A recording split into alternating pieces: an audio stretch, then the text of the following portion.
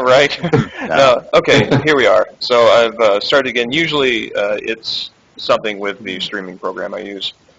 So, how is it now? Better? Well, It might have been just me too, because of the built-in mic. no, I don't think so. It was everybody. Well, they're saying it's okay for James, but No, they're saying it's okay for James now. It's okay. I think it was probably the stream quality before it did. oh, It does that even everybody when but James. Okay, Yes, it was everybody but. damn it. Okay. Well, everybody is usually pretty quick to jump on that and tell us when that happens, and we appreciate that so that we don't wind up talking to ourselves forever. Yeah, sorry all. We tried to keep an eye on the chat. I'm noticing a lot of weird little things looking at the, I'm assuming this is the NTSC version. Yeah. My PAL version doesn't have the year on the date on the save screen. Huh.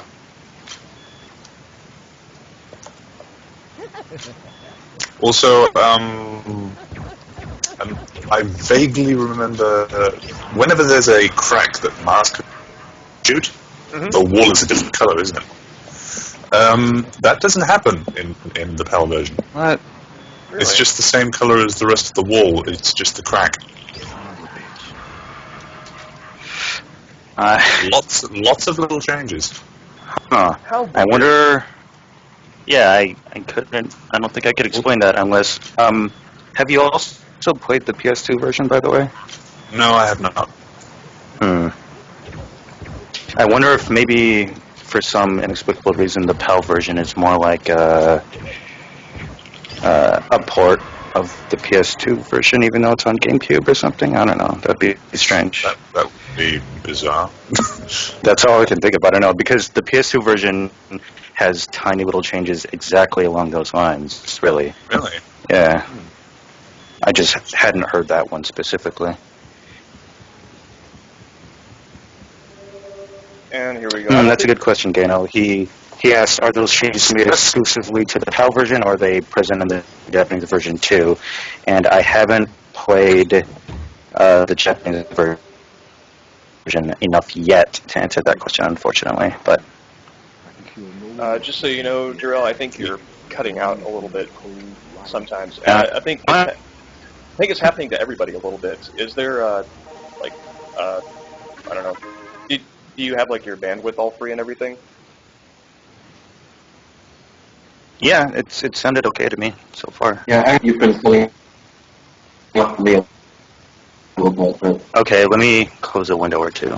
But sorry, guys. It's okay. Said it's not like this Yeah. is the first. I mean, definitely not nearly as bad as the goof up I made. God, Kevin has got some massive shoulders and upper back. Look at that. It's like, Well, he's also hunching. he could wear his own back like a hood. Let's be honest.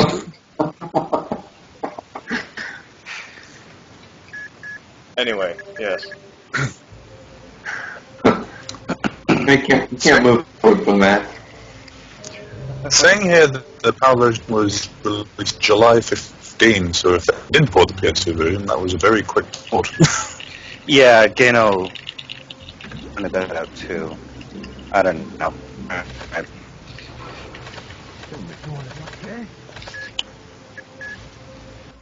I guess not. I have no explanation for it. It was a thought, but Yeah. sure. It was a thought, technically. And that's all anybody ever knew. So yeah, going through this again, I got kind of mugged with 3 Heaven Smiles in a row, which apparently is Kevin's limit. Kevin's unique abilities then. He has infinite ammo because he throws small throwing knives instead of using a firearm. But he also, his firing rate is kind of slow compared to most of the cast. But he also has really steady accuracy. He doesn't really have much waver on his aim, which makes him really reliable if you're Oh, and also, obviously, he doesn't have... Oh, I already said that. But anyway, so yeah, really steady aim, infinite ammo, slow firing rate, so he's all about precision, picking your spots, landing up, and then moving on. And his special ability, when you fill up your vials there, is invisibility, and when he's invisible, he can just... it's used for some of the survival horror type puzzles, getting lasers and stuff you'll see later, security system, but also enemies will ignore you entirely, and that's pretty useful.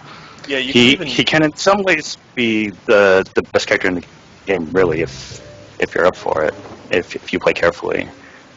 Just because he has so fewer of the other characters' consequences that he has to observe at any given moment. And it's also, you can also... but, I don't know. Sorry, go on? Oh, no.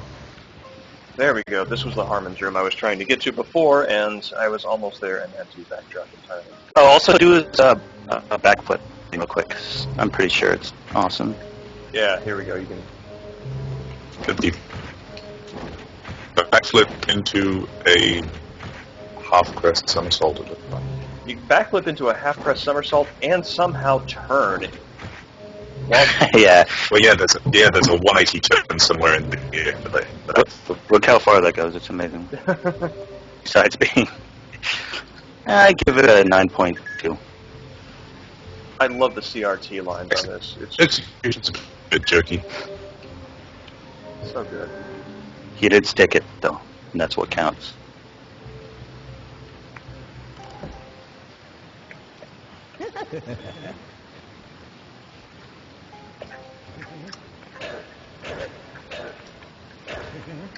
Nope. Yeah. Nice to meet you. I'm so sorry. I think you've done that joke every time. I know, it never gets, I want to say it never gets old, but I think the truth is I can't think of any other joke. That's the one I have. Also, Kevin also makes the ribbons of blood come out more. Oh, right. Now, I do see a couple there in the distance, but... There we go.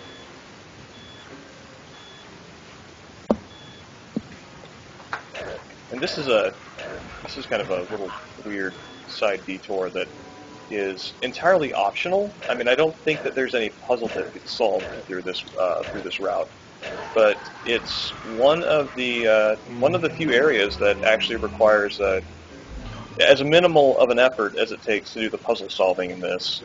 Which in essence is choose the right smith and then press a button. It's like this requires, I think, Coyote's and then Dan's abilities. And it's completely optional. I think the only thing you get from it is a different Travis dialogue or something.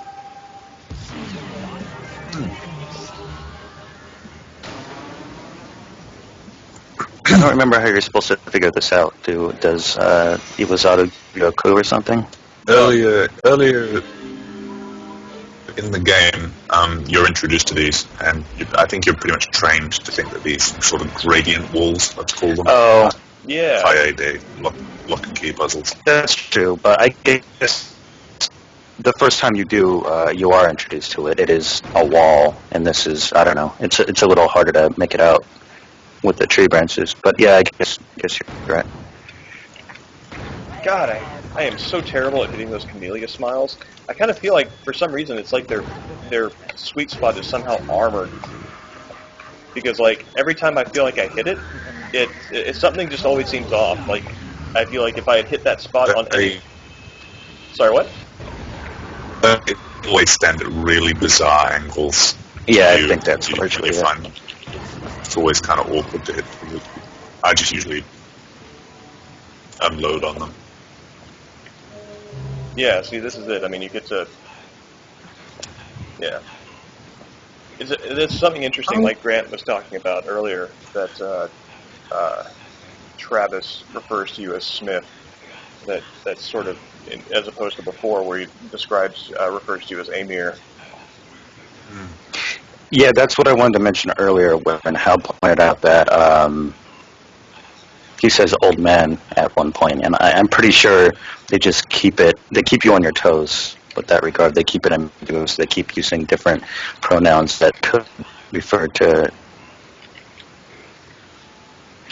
this and that. Well, yeah, and when he says, I always thought that when he said chief, he was talking to Garcian rather than Harmon. I think that's. I don't know if that holds that. I think that's right. I think that Probably right. that he refers to. Well, I don't know. I think that when Travis recognizes the character as Amir at the end of Angel, he says, "How are you getting along with the chief?" And okay. so I don't know. I mean, it's obviously I don't know. It seems up in the air. Come on, killer7, be clear. This is. Could you be more vague?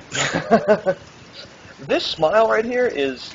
I mean, it's like there's a point where I just kind of accepted. Okay, the heaven smiles are like somehow human or organic.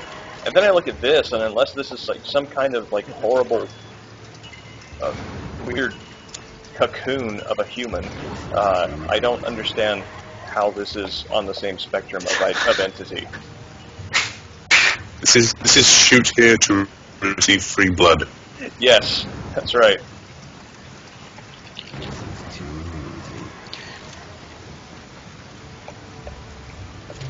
I want to say these are some of the least common smiles in the game, aren't they? They only show up here, and I think they appear in at least 2 of the other assignments. they appear in the handsome men section, I believe.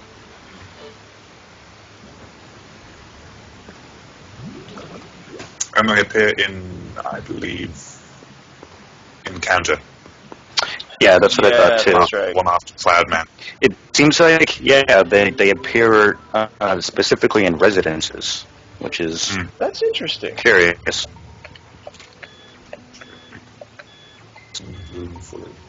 Okay. There's Yun Yun. I really like how the puzzles are. It's given there's with survival horror, it's like if you have like an imagination for engineering and you care about trying to come up with some sort of mental idea as to how a puzzle gets solved, like in let's say Resident Evil Remake, you have to. No, that wasn't Remake. That was actually the original Resident Evil. There's this room where you have to push a red button, and if you have a vent uncovered, then poison gas leaks into the room. But if you push a statue over the vent, then a grate will open instead and give you a puzzle piece. And so, I do that, and I think, okay, well, maybe there's some sort of pressure switch that needs to be, or some sort of sensor or detector that needs to have a certain degree of air pressure exerted against it underneath that grate. And by preventing the gas from escaping, you're increasing the air pressure, and that somehow relates to this little slot opening up. So, it's like trying to, and that's something that outside of games that are like more sort of like explicitly otherworldly, like Silent Hill, and maybe actually this might just be specific to Resident Evil games, but it's like there's always some mechanical component there that you are sort of expected to assume is a physical process. And the puzzles in this are just it's weird because you light those candles, and then in the first level you light the candles and the key appears. In this, you hold a ring up to a vase, and it fills with water, and a poster changes, and it's really kind of pretty awesome and abstract. Isn't it you light the candles and that triggers the sprinkler system or something, which... or am I thinking of something else? Yeah. Alright. The candlestick one is you light the candles in a certain order, and then I believe something appears on the bookcase. Oh, okay. Yeah, I think something slides open. But yeah, it's really, I don't know. it's evocative in a different way, because it's like, whereas even though whatever mechanism, whatever mechanism you imagine to occur during like those sort of like material survival horror puzzles, you know, you have to sort of like, you don't even have that recourse here, and it kind of reinforces this idea that you are in a world that is operating loyally by its own rules, but that at the same time, it's not really interested in sharing with you those are. Yeah. It's also just kind of very much unapologetically game logic, basically. Yeah. Hey, you're mashing the button. You remember what I told you? Remember what I told you about buttons? That's right. Let's see. Waver is like one of the first things I like to level up, because it's that. Because they can actually hit things. Yeah, exactly. Because once you get the sweet spot, it doesn't matter. I mean, how powerful you are. There's old creepy being creepy on the chair there. Well, it matters when you're fighting things like the Galactic Tomahawk Smile. Oh God. Yeah, it does. Yeah. So sorry to have reminded you of that. No, I'm gonna have to re-encounter that in my own time. It's the best I'm prepared. It's not big It's not big spoilers. It's not. Just Galactic Tomahawk. Yeah, remember that dramatic reveal of the Galactic Tomahawk Smile and all the plot points that get revealed? Yeah, I mean, everything's been leading to this. Oh, the watershed moment. Dear. Jesus. Yeah, I always hate rounding that corner and then, oh, hello. Bear hug. I am going to briefly step away, maybe 5 minutes. Okay. See you in a bit. Please. Okay. But yeah, if you can, try and do the counterattack with as many characters, because some of them are actually pretty cool. Shit, where, who, how? No!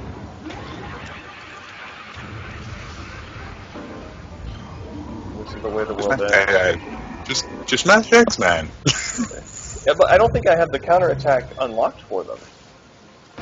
Like, it's a pain to check too, because you can only check it in Hunter. Can you see like a list of things that you have unlocked? Yeah. You go to this personas. You pick a persona, and then you go to. It's under skills, huh? I believe. Okay, I'll have to take a look at that. And it's like a sort of a move list, if you will. Not everyone gets counterattack, I'm pretty sure. International Ethics Committee. That is, I think, that is the ethics agents. That's right. International Ethics Committee is an extension of the actual United Nations, and they are, as it says here, they're after the Yakumo Party Cabinet Policy, or Yakumo. And yeah, they show up here in this level. And but this like the only mention that they're given in almost the entire game. And I mean they play a relatively minor part, but at the same time they I don't know, they don't merit their own full exposition given their relevance overall, but it's still strange to have, I mean, as few side characters as there actually are, to have two of them be kind of part of this organization that is in many ways kind of a throwaway. Strange.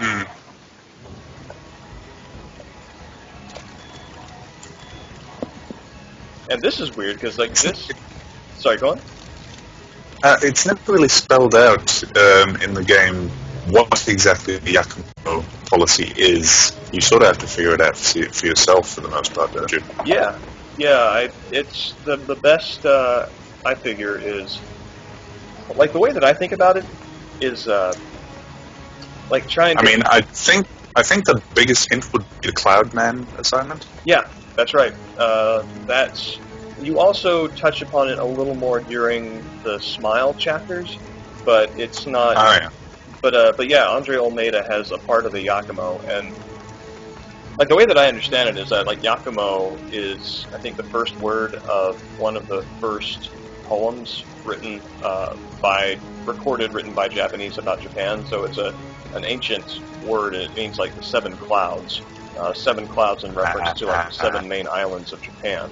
So it's like that for me, and it's been a long time since I've read about that and reached that conclusion. So it could be faulty. I don't know how much to trust my research from 2006, but yeah, it for me that sort of reinforces its role as something that is essentially, in essence, Japanese and nationalist, because a poem, poetry before it sort of became until it sort of became more of a elitist distraction as a major cultural product, and the 20th century was very heavily politically and nationalistically used to solidify and motivate.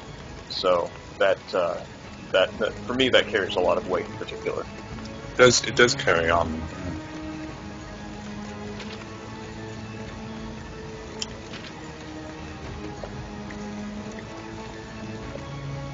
You blew my socks off 9 times. Like, you figure like after the first like 3, you might be a little like used to it, but yeah. Or you'd give up on putting your socks on. I know. It's like how many It times? just keeps happening. God. I warned you about Khan, bro. Maybe being a crook, but he's not like other thugs. Yeah, this is it. This is what we were talking about in terms of like Coyote's thing. He's that infiltrator type character. The eagle has landed on the roof. Yeah, and this is kind of Garcian. Something you may notice when Garcian is chosen is that Garcian cannot transform into the other Smiths, and he uniquely has a ring that's called the Vision Ring.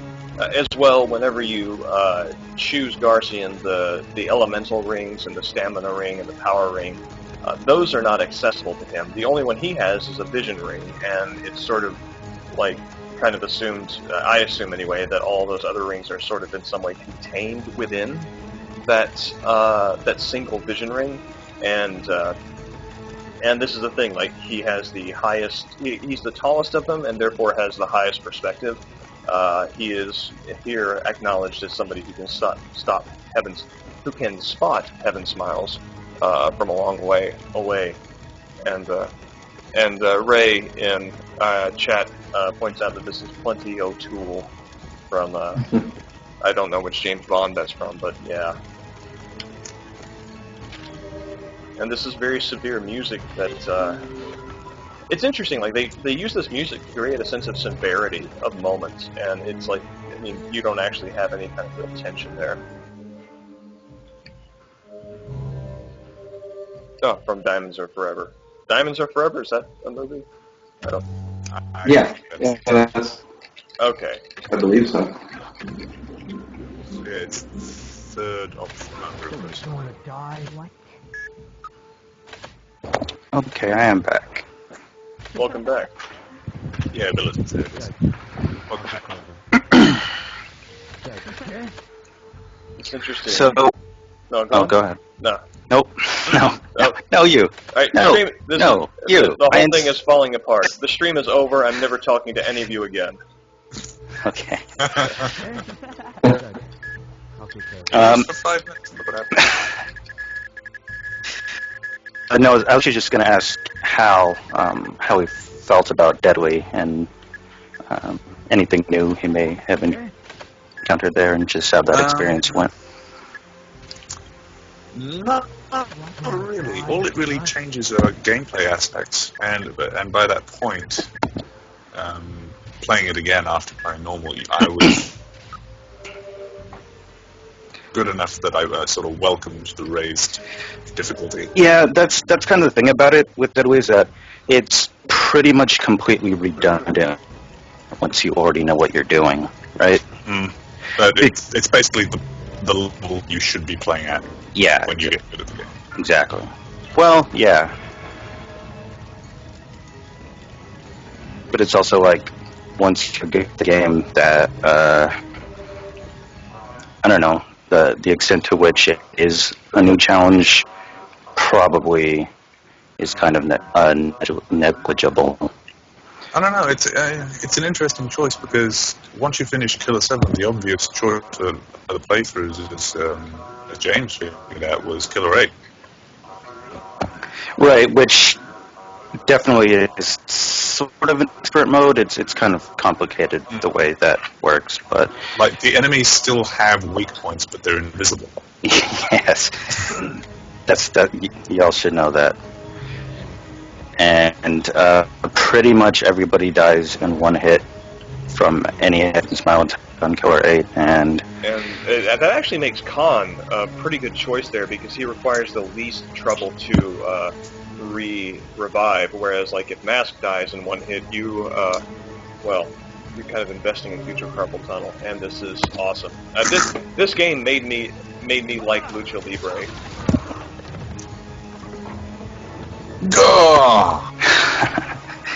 that was probably Suda's hope in doing so. No, yeah, this guy right here. This is one of the International Ethics Committee's officers. Jean de Paul. Jean de Paul, that's right. You don't know that yet, of course. Of course, we're not meant to know that yet. Yeah. This scene is pretty fun. Maybe we should just let it rock.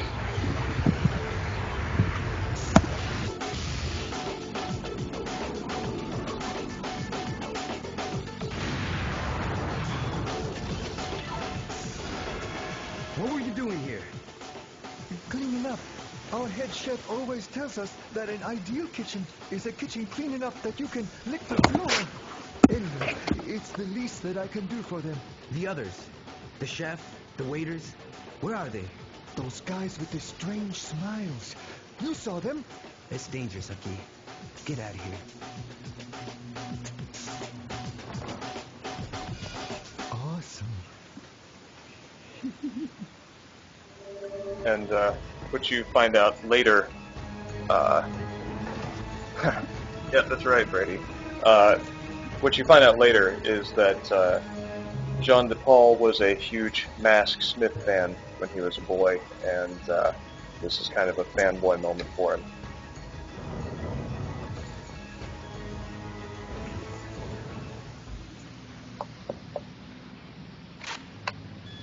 And now to put him back in his very large, destructive box. And you know that someone is a master at Lucha Libre if they can actually headbutt hollow points out of the air. Yeah, that's a beginner's technique. Honestly, They yeah. don't even let you in the building if you can't manage that much. Yeah. Why do you think Rey Mysterio still has a job? I mean, really, they're like the worst opponents in any kind of online shooter because headshots? Oh no. Bam. No headshots for you. This is the annex. This is so strange because, I mean, it's like, as far as this being a restaurant, I've only seen one smallish room with tables. And the rest of this facility is apparently dedicated to quasi-interesting level design. And that's, I've never seen a real-life restaurant like that. I mean, I probably could eat out more, but yeah. Best name, by the way. Yeah. Another smile. It's another one. Another one. God. They call Oh, look, this is climbing on the roof. That's fine. They call me Richard Afterthought. Yeah. He's not on the ceilings again, is he? Damn it, another smile. It's always Not something that with smile on the ceiling, really. He was really, really affectionate when they first met him in the store, and like could not stop, like, you know, just rubbing all over you. And then you get him home, and all he is just like on the ceiling all the time. Okay, so that is turtle up top, dragon, phoenix, Those would be murder. classical celestial Chinese beings, by the way. Yeah. All relates to feng shui.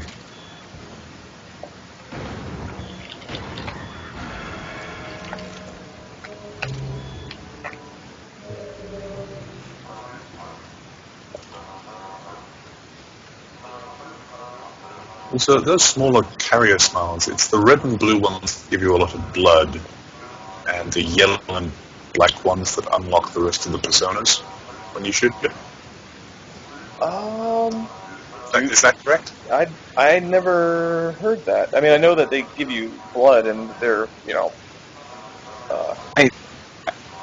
By my recollection, just blood in general is what unlocked the persona. No, normally you have to go to Harm's room and wake them up manually after you've killed a certain amount of Evan Smiles. Yeah, but I mean, well, okay. I'm fairly certain that the yellow carrier smiles, if you manage to nail one, it wakes all the personas up. Huh. now, On the spot. what was? Oh God, I can't believe I've forgotten this already. What was the Okay. the Western one? I know Tiger. I kind of White tiger, yeah. I think the dragon was east, right? Yeah. From memory, I think it's tiger for the west. Which I think Hal, I think you were talking about this last week about how the game element of it, the gaminess of it, is kind of streamlined so that there's a lower barrier of entry to sort of like the experience. Oh, that's not good. But it's interesting because the puzzles are very much the same way. I mean, obviously there's the take thing and put inside place element, but which is just very simple. I hate to be a skipping record, but that would have been a perfect time to mash X. Oh man, no, the X button is right here. I think I'm going to mash X in the future. I think it's coming. I will keep going on about it if you don't do it. No, it's. Oh dear. It's not a threat, it's a promise. Cool, James. It's cool. It looks cool. And then go clean up your room. But yeah, this is a pretty good example of. I don't know. I recall in environments like this in Resident Evil, and the control you have, like the tank control you have over the character, kind of makes it a little bit fiddly, even for a simple place like this to navigate. But the fact that the control's been reduced down to nothing. But no. I want you to know I pressed the hell out of X right there. I don't know. Maybe you have an unlocked counterattack with Dempsey. Yeah, did And you? look where it got. Yeah, that's right. So if your friends are going to press I noticed that you checked every character's skills except Dan's. Oh snap. No, I think Dan is my furthest one along. Well, maybe I did it wrong.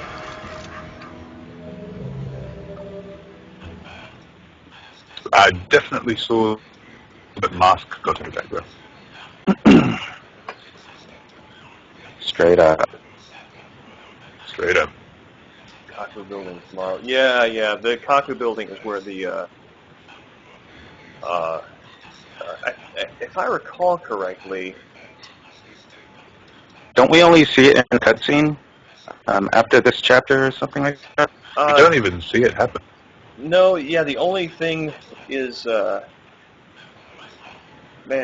think the Yakumo, the United States, is willing to barter. Okay, now this is coming back. Yeah, the United States is willing to barter with old ally Japan in exchange for the Yakumo policy, which, of course, would, at least in the context set up by the game, is a powerful political tool.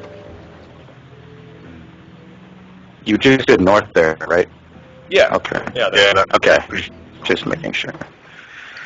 Isn't the Kaku building the one with the suicide, though?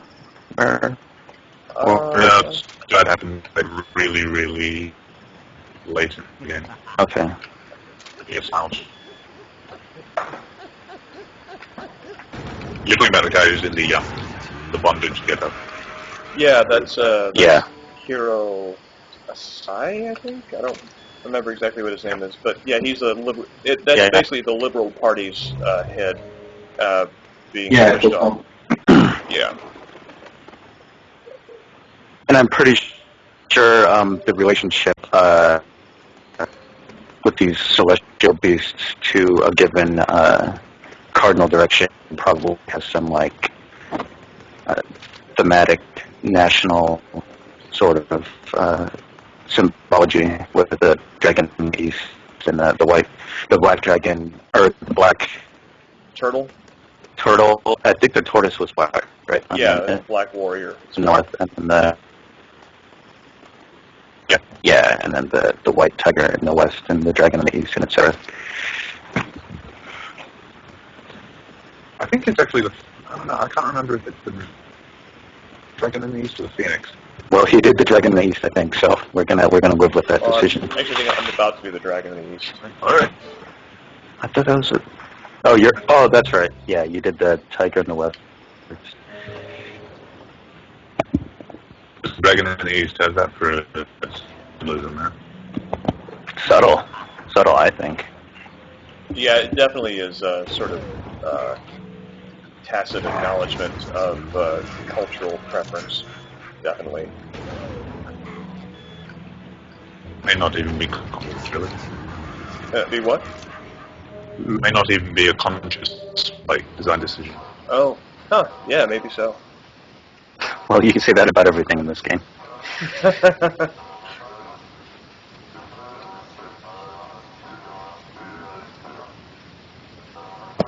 A skilled assassin, one who will defeat you, would shoot many times. And shut, boss, you just missed him.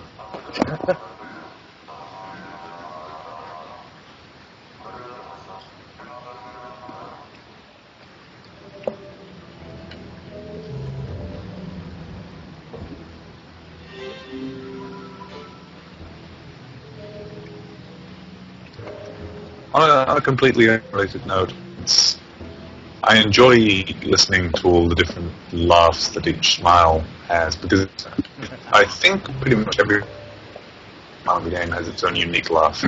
Yeah, and I don't think I ever had it explicitly, but I believe Kunran, his voice actor, is the one who does the laugh for every Would make sense.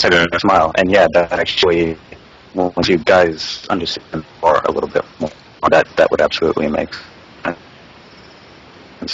It's pretty interesting. And his laugh is certainly remarkable itself, so. That voice actor does an amazing job.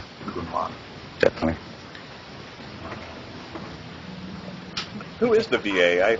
I tend to... I used to know. Hang on. I know that Greg Eagles does Garcian. Yes, Greg Eagles is so good. But yeah, being a fan of a handful of series that pretty consistently use the same pool of talents, like like Chris Zimmerman with her work. Well, and actually she's been go-to for Suda Goichi's games since. I think she actually was the director on this one too. As a matter of fact, yeah, that's right. Yeah, Chris Zimmerman was the VA director. She also is in pretty close with Kojima Productions and a lot of other Konami folks. And so, that's kind of part of my fan universe, professional respect for all that. Whoop. It's someone called Joe Lala. I do remember that. I was always, I always found it interesting because I think when you look in his IMDb database, there isn't a lot more going on there related to Not a whole lot. his work at all. And I think he was in a few episodes of Pay Arnold. oh no, it all adds up. Okay. Oh, Joe Lala, yes. Okay. But yeah, it's like they put this out of nowhere, and he nailed it. Something fierce. I was always kind of impressed. I'm going to take a short 5-minute break here at this point. Mm. So Alright. what I'm going to do is I'm going to close down the Skype and I'm just going to leave the visuals up here for the game, and I'll be back shortly. Okay. Well, you can leave us with a better view. Yeah, and so when I get back, just like re-invite me to it. I'll tell you about it. You guys are horrible.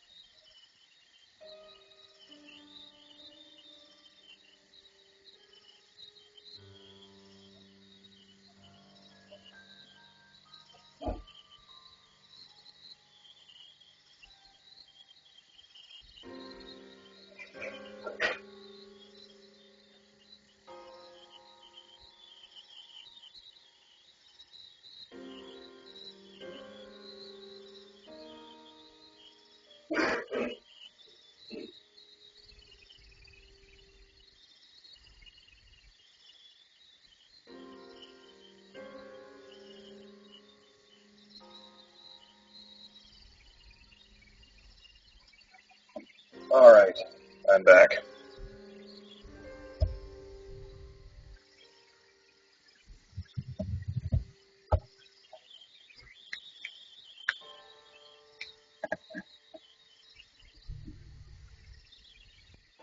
Oh wow, I could just join the call without having Oh. to await you. Hey! I don't need you Hey, anymore. who are you in here? I don't need you anymore. I'm I just king of the world. realised if James hung up, that means the chat couldn't hear us. Oh, wow. Oh my god, yeah, I'm so sorry. God damn it, James. It was just 5 minutes. What could have happened in the course of 5 minutes? I just thought it was We got like into such a distant, deep button, and lovely disaffected. discussion of killer7 lore. Yeah, I don't know. I just thought it was like disaffected select button apathy in their refusal to respond to me in the chat. Oh god, I'm so sorry. I'm so sorry. But nope. Oh man. Yeah, I wanted to. There's a little bit of cutting out on the audio, and so I It sounds great to me. I don't know what's going on. yeah, It's for yeah, it's like it gets really choppy for some reason, and I'm not sure why that is. Hold on a sec. Let me try something real fast.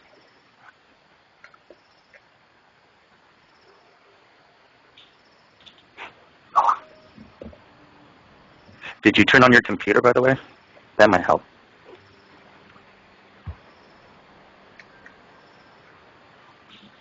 Trying to. I remember this happened before with Skype, but there's sometimes with Skype and this microphone, if there's like incidental environmental noise, then it will cause the mic to chop some things out. So I'm getting a little Okay. away with I do have a fan in my room. I hope I'm not doing it. I'm trying to I wonder. minimize that as an issue.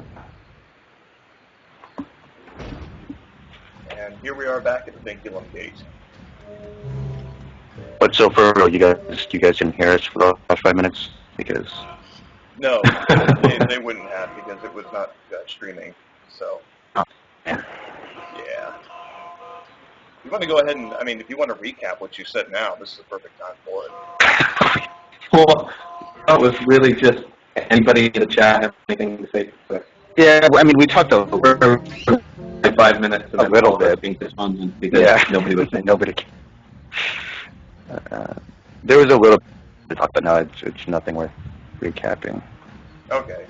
Again, really sorry about that. No worries. And they're still not saying anything, so. Oh, God.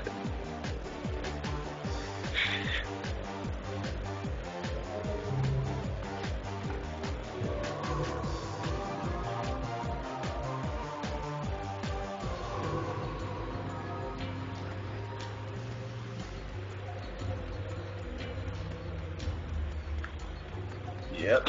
Well, good old roundabout there.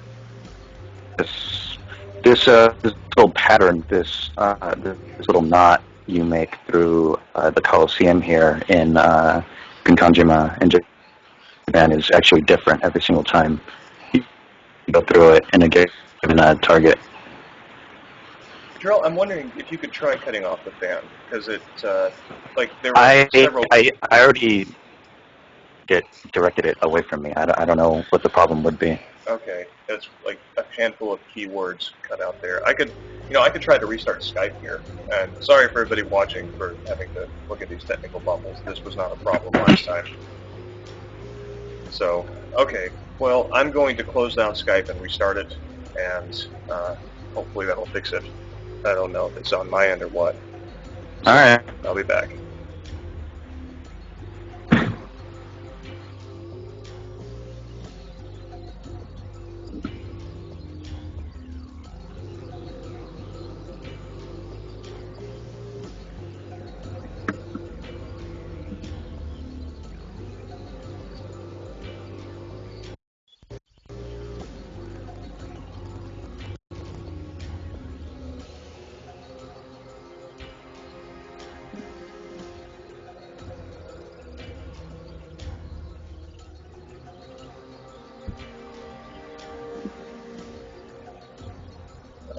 Nope.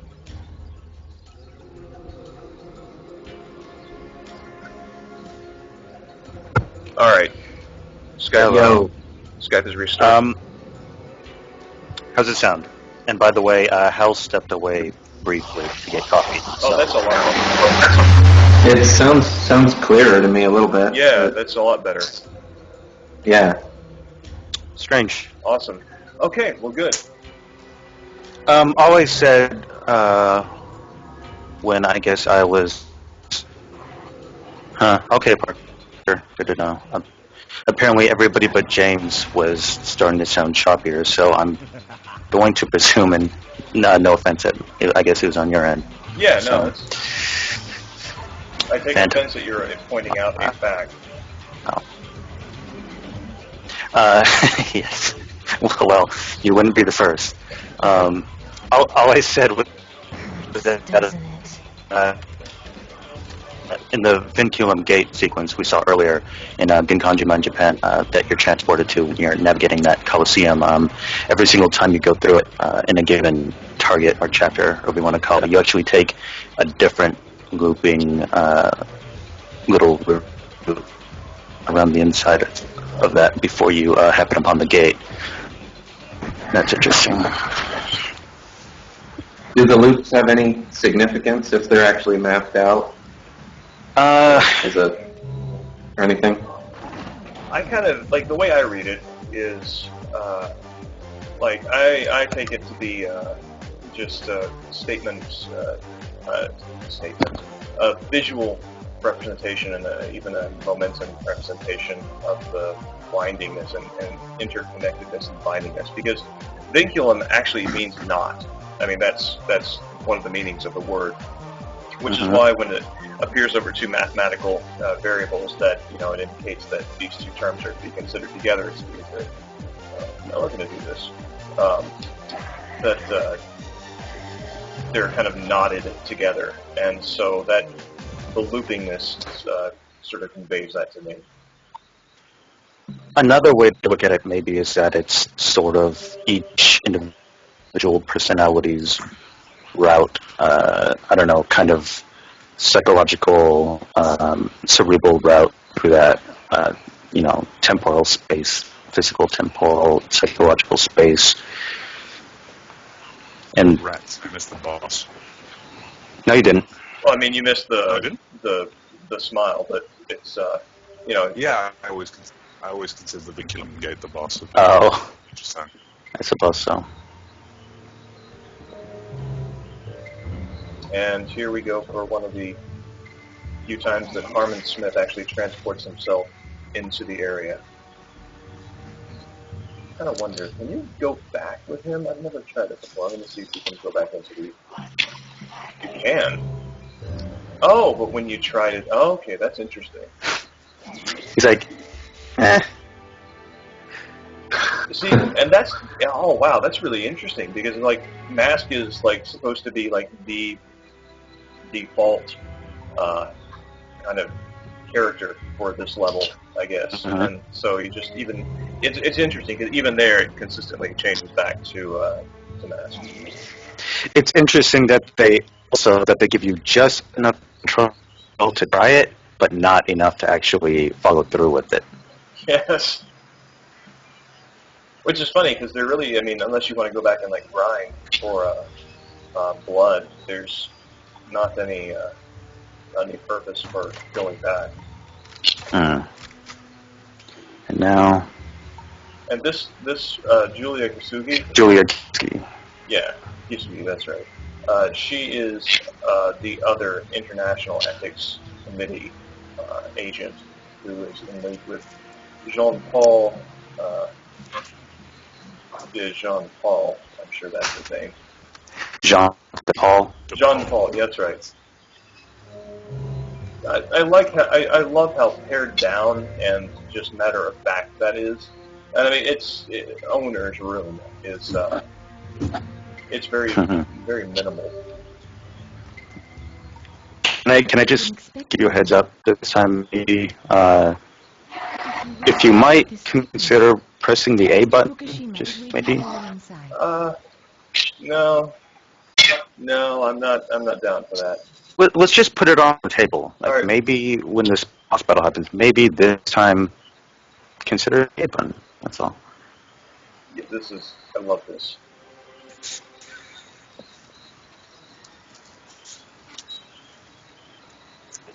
tonight. I wasn't here for the last time you attempted, Julia.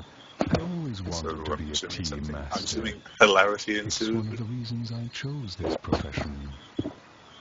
A hilarity of sorts. Hilarity or embarrassment. I mean, they're synonyms. Right? This is You're an interesting man, and you ask a very difficult question. Perhaps it's a sense of humor that can only come from someone who lives his life on the edge. I wanted to become a politician who could be a true leader, but the world of politics was like a stage where people only acted. They were merely actors playing the politician. Did you ever think of becoming an actor? Well, it just so happened that I got a call from the government asking me if I wanted to become an architect for them. Architect? You mean to design and devise? Yes, I took the offer with delight. Is that the only thing you do, Mr. Fukushima, the founder?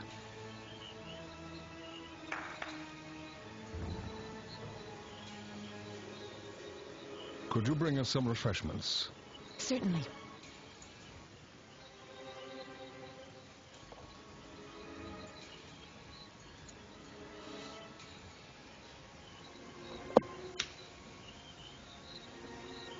It's a really old story.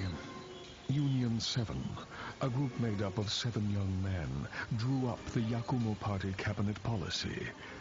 The heat of factional politics eventually broke down the Union 7. It was like a warm welcome in the world of politics. It became clear to me then, this country didn't have what it took to compete with the rest of the world. It must be wonderful to have such a bright secretary. Not as bright as you, Mr. Smith. Thank you. Hand over the Yakumo.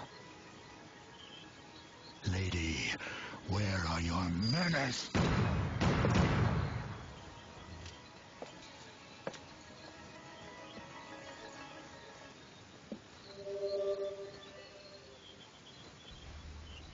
and so yeah, that hits up most. She stole your kill. She stole my kill, and also like, why would she kill the dude who doesn't know anything about the Yakumo? I mean, totally killed the wrong one there. They're not very good assassins.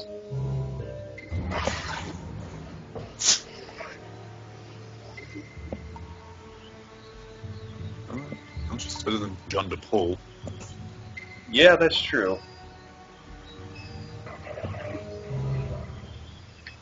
Because John DePaul actually kills someone.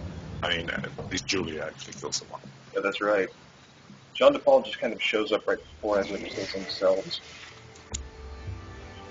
And for some reason they give you masks to start, but yeah, default.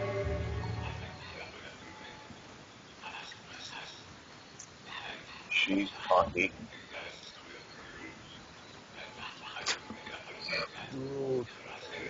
A woman as a weapon. Oh god.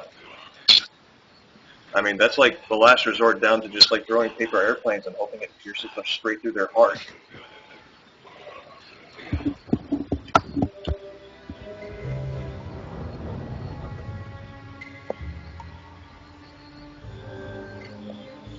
Alright, now Jarrell, I think I remember you mentioning something about pressing A as some sort of strategy for this. I mean, it's an. If I recall correctly, A makes you fire your gun. But at what point do you just? I don't know. It's a risk. It's a risk. I'm gonna just be upfront. It's a risk, and I'm gonna take it. But it's on your heads. Look, I don't ask much of you, honestly. Do I? You know, But- but between the two of you, one says press X, the other says press A, and I think that this is just like, That's true. this is super. You have a lot on your plate these days, don't you? The A button and the X button I on know. the same day? In a Suda 51 game. It's like, God. James, can you do me a favor and check Dan's abilities, please? Uh-oh. give it back. Okay, Tom has it. Tom got it. What? You want to kill me? You want to die? Huh? Oh. I don't know who this speaks worse of. Ah, he does have the counter attack. That's good. Why was it working? I don't know. What is, Yeah, he has the counter attack before it was in the list. What? Okay. You do have to time it for that little white flash that happens on the screen. maybe so. I'll give it a shot next time. Maybe I was being extremely lucky with my magic. No, I'm really, I mean, despite my reputation that's going on right now, I'm actually really good at pressing the buttons. I mean, I put my thumb over it, and they definitely do compress to the point that some sort of electrical connection is made, and then a response happens on the screen. I mean, I never went to school for it, but that's my understanding of how buttons work. All right, here we go.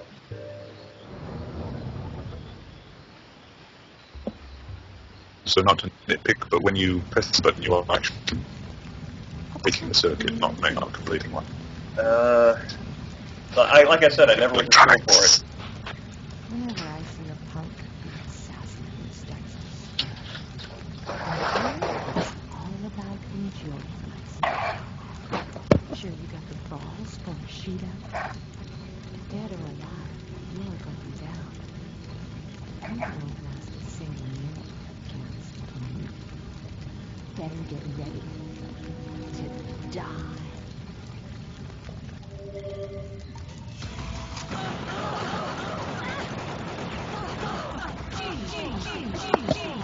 Agreed. Off to a good start. Yeah, I'm definitely shooting a gun, and I'm pressing a button, and those are really the two central ideas of killer7. You're shooting two guns, so I kind of like think, even though I know like Khan looks to, at least this is from Hand of killer7, that Khan looks to Coyote with as some sort of protector, and I think it's interesting that it's almost as though like Khan is holding his guns to the side like that. It's almost like in some ways An homage. yeah, to Coyote's weird underhanded or upside down firing.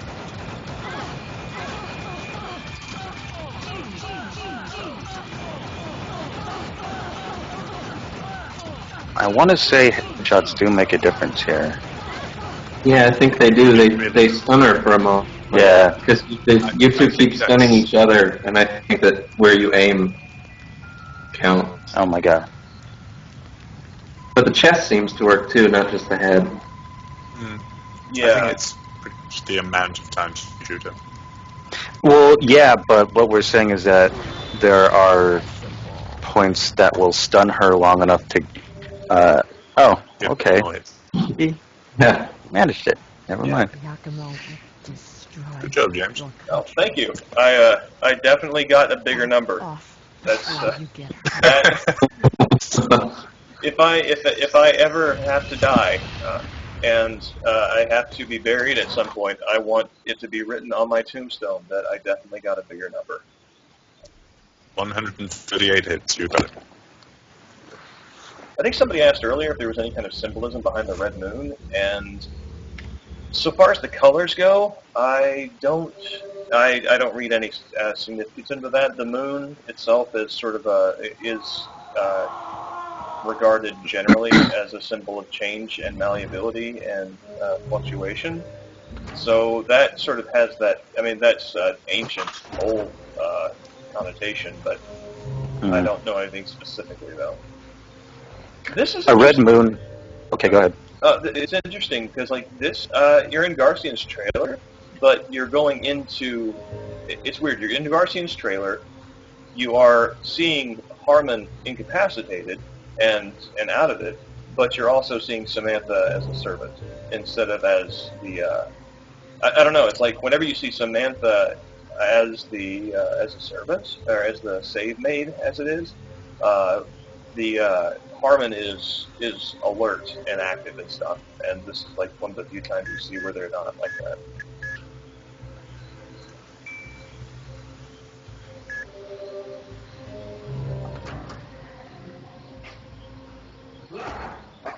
I gotta imagine, like underneath that underneath his jacket, like his left arm has got to be like so much bigger than his right. What for What are you carrying? trying to say? I mean, no, it's really what you think I'm implying. That's what matters. I think you're implying that he's really heavy. Suburb Seattle. Oh. This is Hiro Kasai that he's meeting right now? Yes, I believe so. Yep, there we go. And this is what happens when an American tries to use a Japanese. This is something that was mentioned, I think, in one of the earlier tries of this. But it's like, I think Garcian could probably more comfortably just, like, sit back and not have to be, like, forcing and cramping on himself. He wants you to kill this man. Well, the first thing he says is tiny. Well, it's no fun that way. An apprentice cook at the restaurant Fukushima. His knees would be banging on the side of the table. How can you tell? He's one of the elite international operatives. Killed quite a few government officials, by the way. Where is he? Try the Kaku building. And this is Rob back and Downs, All over actually. the world run their thing in that area. Huh. Guess I'll be on my way.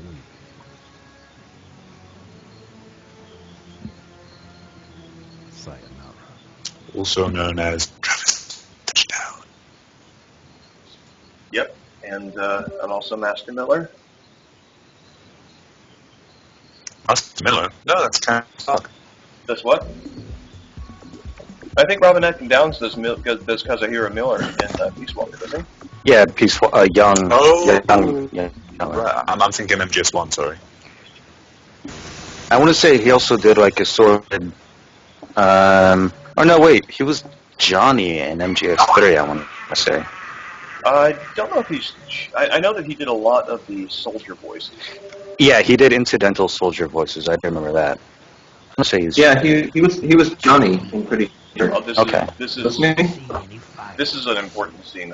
For 65 years, we I gave thought he was. everything we had to restoring this country. Now, all our efforts will end up in smoke once again by the hand of the same country that first put us here.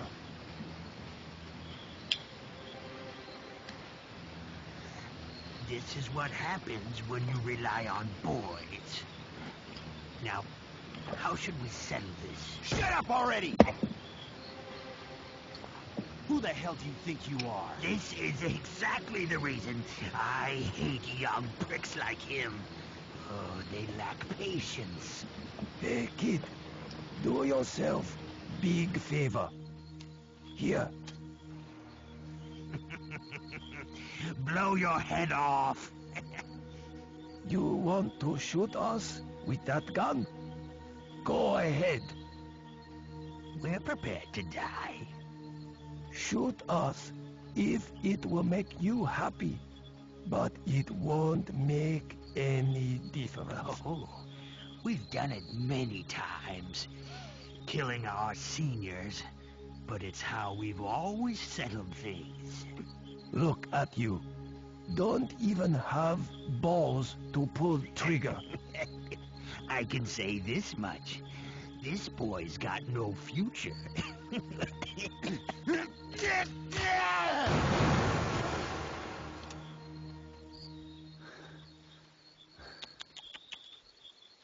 You know, a real gentleman would dress more appropriately before his death. Who the hell are you?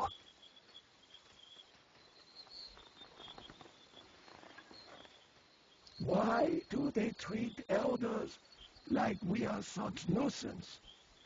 Only if they knew how much we truly contribute. I have to agree with you there. He's yours.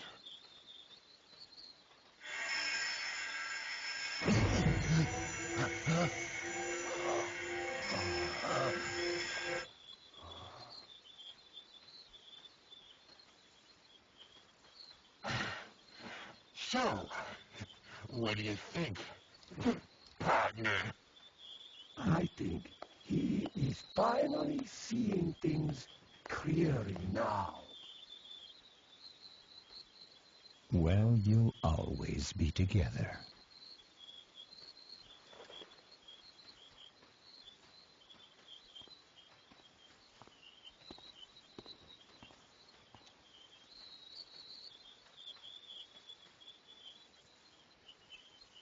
Yeah, those are UN party guys. They were wanting to. They basically worked with Fukushima and expected him to, lead them through this crisis. But now with Fukushima dead, their organization is a shambles. And yeah.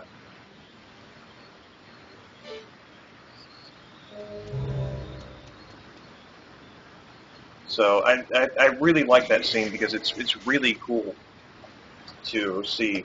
I mean, that there's obviously a connection between, again, reinforcing that connection between the Heaven Smiles, conservative isolationist nationalism, and excuse me, and Kunlan's activities.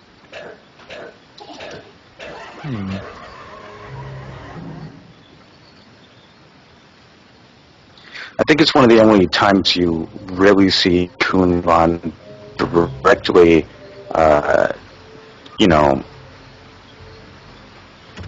influence Influencing the world, yeah. Yeah. Yeah, and it's interesting because, I know that he's got that hand of light, and God hand. Yes, actually. Yes, yeah, that's right. That's right. Kunlan has the God hand, and Harmon is the God killer. Like that. That is his designation. Mm.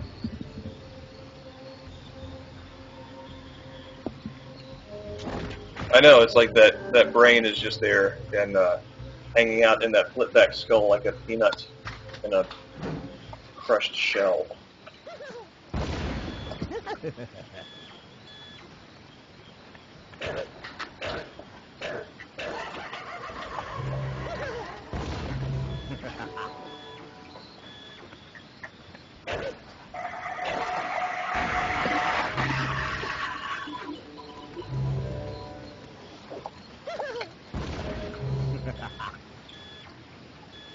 And this is the context. What's going?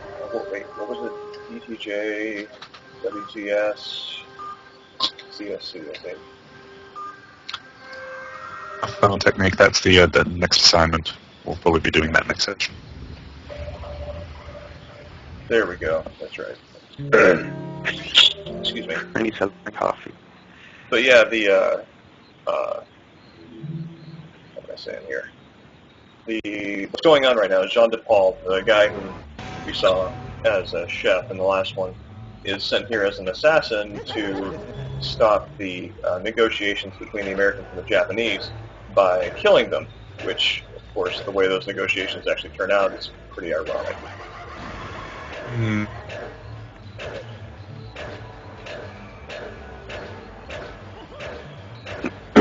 Finally.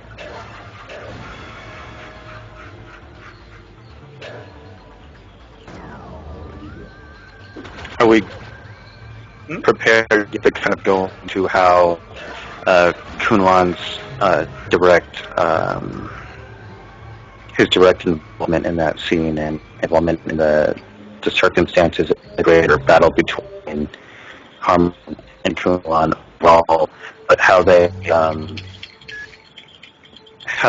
sort of represent a dichotomy of free will versus determinism thing? Is it too early for that, or? No, I think it's probably maybe even overdue. We should do it. Yeah, do it. Go ahead, Grant.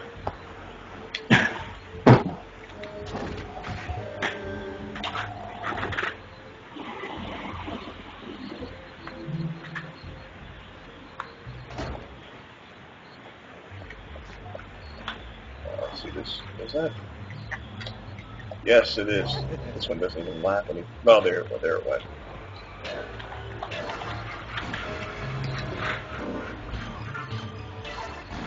I think that's kind of, I don't know, that's where, like, Amir's letter, Amir's correspondence with Johnny Gagnon is interesting to me in that regard, because he, excuse me, it is, oh yes, one of many switches. Yeah, here's the lockpick affluence thing I mentioned earlier. It's one of his specialties. Yeah, yeah, and one of the things about Amir's corresponding with Johnny Gagnon is that there is some element of free will implied there. It's also, like, you know, as was said during the last stream, sorry, my brain is focused enough on playing this that I'm sort of stumbling on my words, but there we go. Yeah, that the reason Harmon is in a wheelchair is because Dan Smith, Dan attacked him, and there's a down attack. That Dan attacked him, and that basically these members in this syndicate are not entirely controlled, and so it's a strange sort of sense of organization and power that they're obviously collected by Harmon and harnessed by him, but that there is an element of uncontrollability there as well.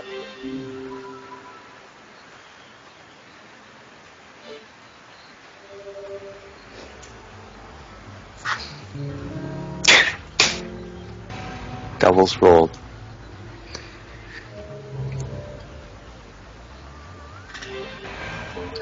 What is that? Is there And a naturally. Puzzles in the Kaku building.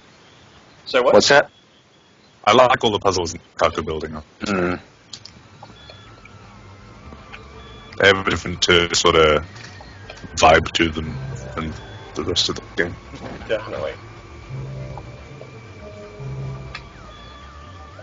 Now, I heard somebody. You know what to do. Headshot. When I hear somebody. That's, well, really, that's my social recourse. It's one of the reasons I don't usually get invited back. I mean, it's reflexive, really. Mm-hmm. I got this building right here looks like a slightly cleaner version of a building that I worked in, but 2 months ago. And it is as depressing as you might think. Did it have those gradients, though? Because... Oh, that's actually the dominant feature. The gradients that remain static regardless of the perspective.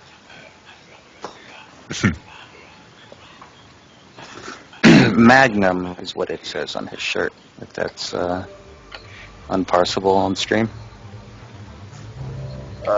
Really nice Burt Reynolds reference there. I'm sorry. It's not Burt Reynolds. Who's Magnum P.I.? Oh. Jesus. Yeah, it's a terrible joke and not one that's particularly related. So anyway, just The other one with the mustache. yeah, remember? The mustache from the 1980s. Remember him? Tom Selleck. Thank you. Like, thank you, Brady. That's the one. Oh, God. I'm glad that mystery of killer7 is cleared up.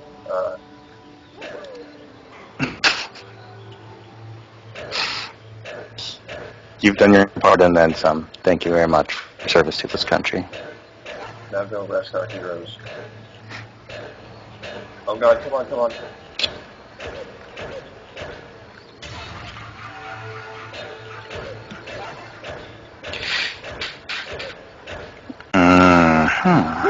All right. Nice. I think Wait, are they always in,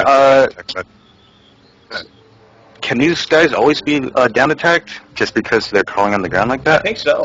They need to be crawling on the ground. That's what down attack is for. But Isn't yeah, that... the another smile? I mean, that's what they do, basically. Yeah. But it works with any smiles, so even smiles that you've taken the leg out of. Yeah, I know. I just meant like those guys by default are just universally... So yeah, really, once you have your down attack unlocked, there's no reason you should. I mean, outside of like being mobbed by a bunch of them, walking as well as the crawling ones. Shine sparkling, yes.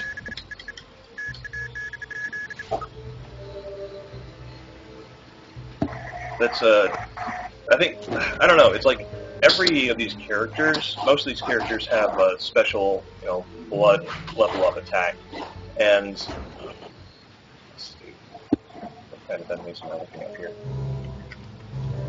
Every character has a special blood level up attack, and I think though, like after like introducing Dan's, it's sort of like they're all basically perceived as just, oh, here's his collateral shot. This is Kevin's version of that, and I'm not aware that they have like any kind of special properties that distinguish them.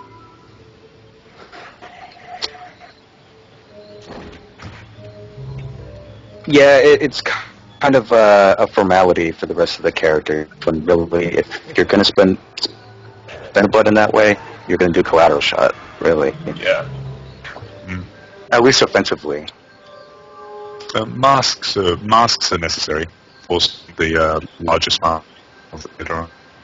Yeah, I think we spoke about this in an earlier instance of this recording, but Mask's deal is that he has grenade guns. He has dual grenade guns, so he can't hit the sweet spot on a given target. And the sweet spots are what instant kill a smile, and also gives you the largest amount of blood, which you use as a currency for various things in the game. But he also hits wide, large swathes. Words? Swathes? Anyway, swathes. He hits multiple enemies at once, large area of effect from the explosion from the grenade. So he's good at kind of crowd control, but he also does get you blood and what brings up again?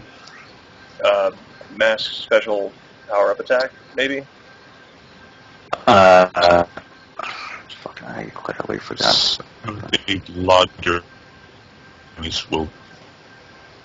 You'll get blood from some of the larger enemies you kill with masks. Yeah, you'll get blood from them, but generally he's not effective in that way, and that's kind of what differentiates him from other characters. Oh yeah, that's right. You got the electric and you've got like an electric boost shot and shock shells, I believe they're called. Yeah, that's right. Shock shells and focus shells. That's right. That becomes useful primarily during encounter, which I think is after Cloudman. I want to call attention to this real quick. This is so weird. Just the fact that there are these cards, and for some reason somebody apparently made little like overhead lights that are exactly card size to put over them, or these cards are huge and those are normal fluorescent ballasts, one or the other. But in terms of like composition and interactivity, and also going back to the whole conflation of 2D and 3D space, this is very. What is perspective? Yeah, this is interesting to me because like the selector that you have is clearly running on a 2D space, on up and down and an X and Y grid, but it's being used as a way of negotiating over this 3D representation, and that is. I don't know. It could just. I mean, in most cases, I would simply chalk it up to being a, well, it's a video game. That's how you would select it. But there are other ways they could have chosen to represent that, and it sort of fits consistently with the overall theme, as well as the fact that this is a very binary puzzle. I mean, it's like a switch is a 1 or a 0, and all these cards are also, I mean, in a sense, a 1 or a 0. Right now, they're all in 1 state, and when I flip this over, it's going to be in 0 state.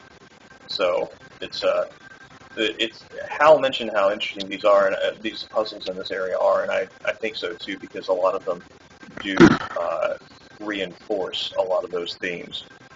Yeah, they absolutely best exemplify what James was speaking about earlier in this recording in terms of puzzles following, the not... Hold on, Jarrell, hold on. Diplo is saying that the audio is stuttering. Hold on. Again.